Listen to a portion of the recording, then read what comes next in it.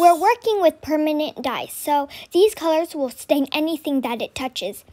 It is best to protect your work surface with plastic or cardboard to cover your tables. Now that my area is all clean and prepped, I'm going to take my first shirt and I'm going to start scrunching it up. For the crumple technique, start at one end of your flattened shirt and slowly scrunch up the fabric. Keep it flattened and not ball-shaped. Now it's time to put on those gloves. Add water and prepare the dyes according to the directions on each bottle. The tighter you crumple the shirt, the harder it is for the ink to reach the inner areas of the shirt, which creates more white uncolored areas. Some recommend that you dampen the t-shirt before you apply the dye because it will help the dye adhere better to the shirt. However, I like to add the dye directly onto a dry t-shirt.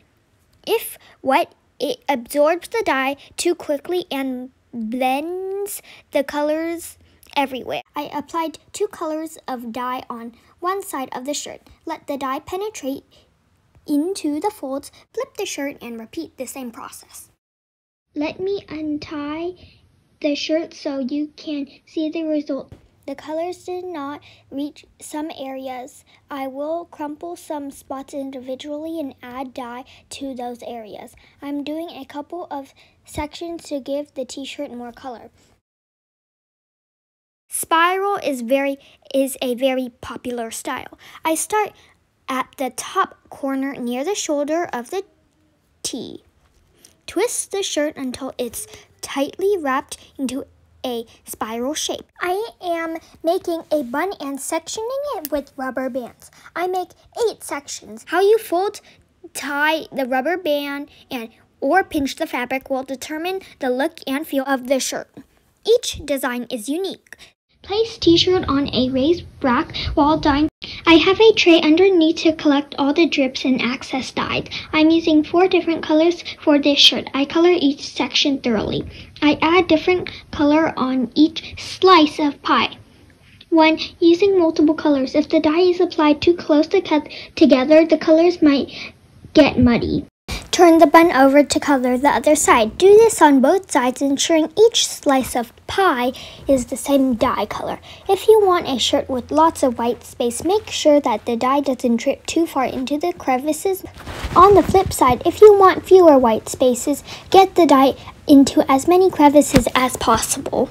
To ensure the dye really sits into the fabric, put your rolled up dye shirt into a plastic bag. Seal it tightly to keep it damp. I let my t-shirt sit overnight and I'm super proud with the result. It's like this swirl with multicolors. It's really pretty. This next method is folded stripes pattern. Again, you might remember this one too from my bleach tie-dye shirt if you watched that.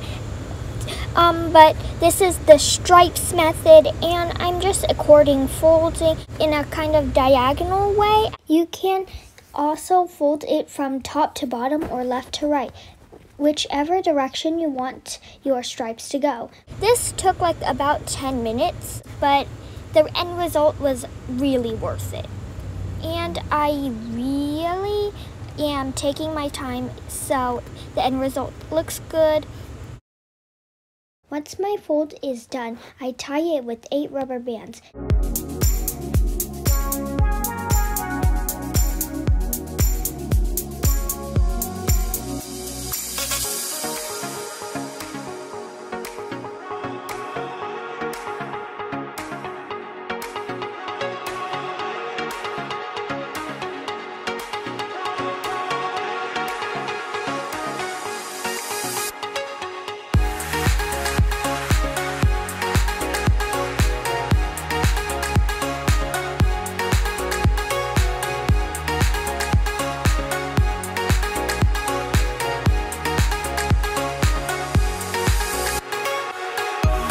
Now that I tie up my shirt, I will use 4 different colors to keep each section as separate colors. If the dye is not exactly absorbing, make sure to put gloves on because if it's not absorbing, you can squeeze it into the shirt.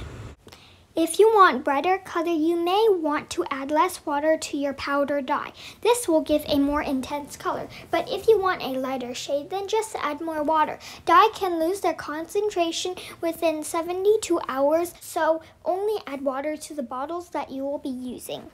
When you are done with your tie-dye project, run it through the sink to remove any excess dye. It takes several thorough rinse to remove the dye from the shirt, so do not wash it with any other clothes as the color will bleed and stain.